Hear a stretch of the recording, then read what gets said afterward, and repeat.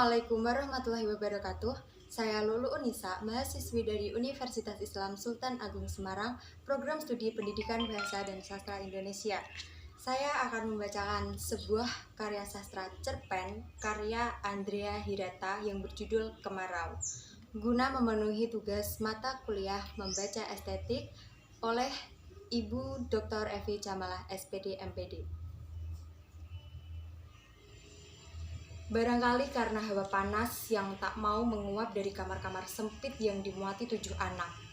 Barangkali lantaran mertua makin cerewet karena gerah. Barangkali karena musim kemarau terlanjur berkepanjangan. Kampung kami menjadi sangat tidak enak setelah bulan Maret sampai September. Tak ada yang betah di rumah dan makin menyusahkan karena tak ada hiburan di luar. Ada kalanya bidu wanita organ tunggal meliuk-liuk seperti belut sawah di atas panggung berhias pelepah kelapa di pinggir pantai. Lebih menyanyikan maksiat daripada lagu. Tapi itu hanya lama-lama sekali. Pun kalau harga timah sedang bagus, yang amat jarang bagus. Tak ada galeri seni, gedung bioskop, kafe-kafe, atau pusat perbelanjaan untuk dikunjungi. Yang sedikit menarik perhatian hanya sebuah jam besar di tengah kota, dan jam itu sudah rusak selama 46 tahun. Jarum pendeknya ngerem mendadak di angka 5. Jarum panjangnya mengembuskan nafas terakhirnya di pelukan angka 12. Jarum detik telah minggat dengan perempuan lain. Tak tahu di mana. Melihat jam itu sejak kecil aku mempunyai firasat bahwa jika dunia nanti kiamat, kejadiannya akan tepat pukul 5. Penarik perhatian lainnya adalah 2 buah patung, juga di tengah kota. Patung pertama berupa seekor buaya yang sedang melilit sebilah parang. Besar, tingginya mungkin 6 meter. Sejak kecil pula, aku telah berusaha untuk mencerna makna filosofis patung itu, tetapi selalu gagal. Aku hanya bisa menduga-duga, buaya adalah lambang lelaki hidung belang, maka semua lelaki pembuat parang patut dicurigai. Patung satunya lagi juga besar dan tinggi, adalah patung para pejuang kemerdekaan tahun 45, lengkap dengan senapan dan bambu runcing. Mereka mengacungkan tinju dengan geram, siap menyita Belanda. Juga sejak kecil aku bertanya-tanya, mengapa pematung membuat kepala pematung-patung itu secara anatomis sangat besar. Baru belakangan ku tahu jawabannya, yaitu di depan patung kini dipasang papan reklame, dan di situ para politisi sering berbusa-busa membanggakan program-program mereka. Maka tampaklah kini para pejuang 45 itu seperti ingin menojok mereka. Jika ingin tahu definisi dari visi seseorang seniman, patung ini memberi contoh yang sangat pas. Jam besar, patung perjuangan 45, dan papan reklame itu ada kalanya bagiku tampak bak sebuah panggung parodi. Ada kalanya bak wangsit, dan ada kalanya bak segitiga bermuda, dan menyimpan misteri politik republik ini. Namun, tak pernah kami risaukan semua itu, sebab kami mempunyai sebuah museum, dan museum kami adalah museum yang paling hebat di dunia ini. Tak ada yang bisa menandinginya, sebab ia museum sekaligus kebun binatang. Baiklah, mari bicara soal museum. Di sana ada sebuah ruangan yang jika dimasuki harus membuka sandal dan mengucapkan Assalamualaikum demi menghormati para tombak-tombak karatan. Peninggalan para hulu balang entah berantah. Uang kecil yang diselipkan ke dalam kotak di samping tombak-tombak itu dapat menyebabkan pendermawaannya awet muda dan enteng jodoh. Anak-anak yang tak sengaja menunjuk tombak itu harus mengisap telunjuknya agar tidak kualat.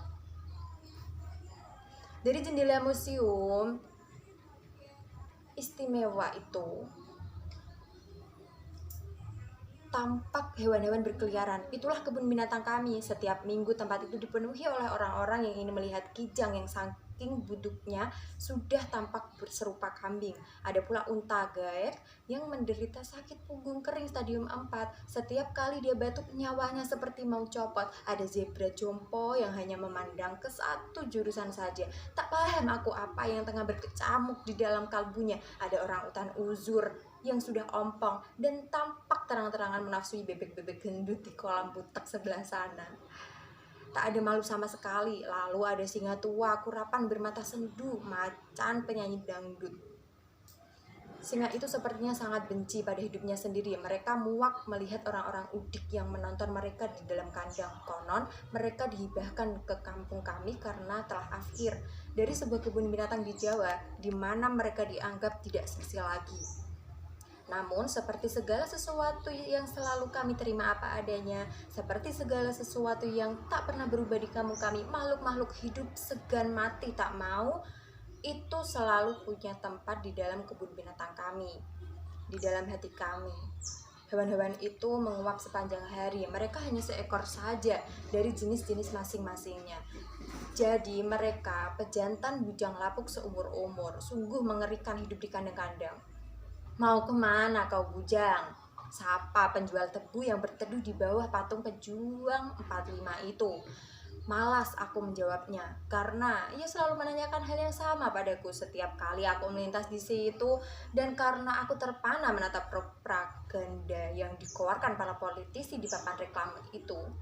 Megah bertalu-talu tentang perubahan-perubahan yang akan mereka buat, tanpa mereka sadari mata nanar mereka yang penuh optimisme tengah menatap jam besar yang telah rusak selama 46 tahun itu.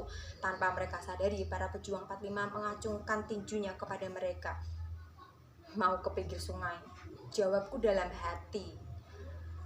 Jika kemarau makin menggelegak, aku menyingkir dan duduk melampun di belai angin di sebuah kapal keruk yang termangu-mangu di sana.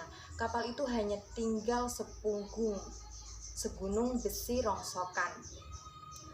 Mesin besar Nandigagya dulu selalu dikagumi anak-anak Melayu karena maskapai timah masih berjaya. Jumlahnya puluhan.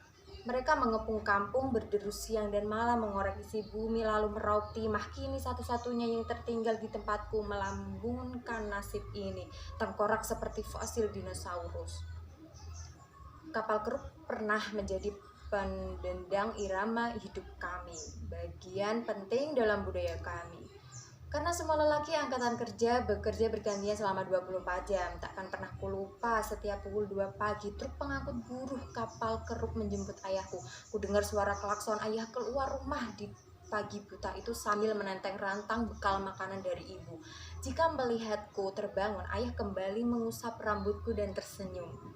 Dari dalam rumah terdengar ayah mengucapkan salam pada kawan-kawan kerjanya yang tengah berdesakan di dalam bak truk. Kawan-kawan kerjanya itu adalah ayah-ayah dari kawan-kawanku. Lalu ku dengar gemericing besi saling beradu. Kemudian truk menggeruk meninggalkan rumah. Sering aku melihat bangunan jika ayah sedang berangkat pukul 2 pagi itu, karena aku ingin melihat ayah seragam mekaniknya yang penuh wibawa, yang ada tas pen di sakunya, yang berbau sangat lelaki. Ayah melangkah tangkah sambil menyandang ransel berisi tang, ragum, dan sekeluarga kunci Inggris, kunci-kunci baja putih itu. Jika dibariskan akan membentuk satu segitiga yang sangat besar. Kubayangkan tugas-tugas yang berat diemban oleh bapak kunci yang paling besar, dan tugas-tugas sepele adalah bagian anak-anaknya. Aku senang melihat ayah melompat ke dalam bak truk. Dia pria yang gagah itu, penguasa sabil kunci Inggris. Anak-anak itu adalah ayahku bagiku, kata hatiku. Lalu aku tidur lagi sambil tersenyum. 10 tahun telah hangus sejak lahir, aku melamun di rongsokan kapal keruk itu. Jam besar di tengah kota tepat menunjukkan pukul 5 saat kutinggalkan kampungku dulu, musim kemarau waktu itu. Sekarang ketika aku kembali pulang, jam besar itu masih saja menunjukkan pukul 5 dan musim masih kemarau. Mau kemana kau bujang? Sapa penjual tebu waktu aku melintas dekat patung 45 itu. 10 tahun telah lewat, apa dia tidak punya pertanyaan lain? Malas aku menjawabnya. Lagi pula aku tengah terpana menatap propaganda para politisi di papan reklame itu. Silih berganti mereka telah merajai papan itu. Periode demi periode mereka telah berkuasa. Silih berganti mereka telah berkoar soal perubahan-perubahan yang akan mereka buat. Namun jarum jam yang berada tepat di depan hidung mereka telah rusak selama 56 tahun. Tetap rusak selama 56 tahun, dan para pejuang 45 tetap mengacungkan tinjunya pada mereka. Mau ke pinggir sungai, jawabku dalam hati. Aku menggeleng pergi, tapi sungguh merana. Sampai di sana yang kutemui hanya semilir air dan riak-riak halus gelombang. Bangkai kapal keruk itu lenyap. macam telah disulap seorang ilusionis. Aku kembali pada penjual tebu. Aku bertanya, "Pak C, kemana perginya kapal keruk itu?" "Sudah dipotong-potong menjadi besi kiloan," jawab acuh tak acuh sambil mengunyah tebu yang tak laku. Aku terenyah, sirna sudah kenangan manis itu, lenyap sudah kebanggaan masa kecil itu, hapus sudah kebudayaan itu. Di kampung kami arkeologi industri telah dilanda tsunami saat itu. Rasanya ingin aku memanjat patung itu dan berbangun dengan para pejuang 45, namun itu tak kulakukan karena aku telah terlambat untuk pulang. Sudah sore, kulihat jam besar itu pukul 5. Musim masih kemarau saat aku kembali ke Jakarta dan hidup berlangsung seperti biasa. Saat malam aku terjaga pukul 2 pagi waktu itu.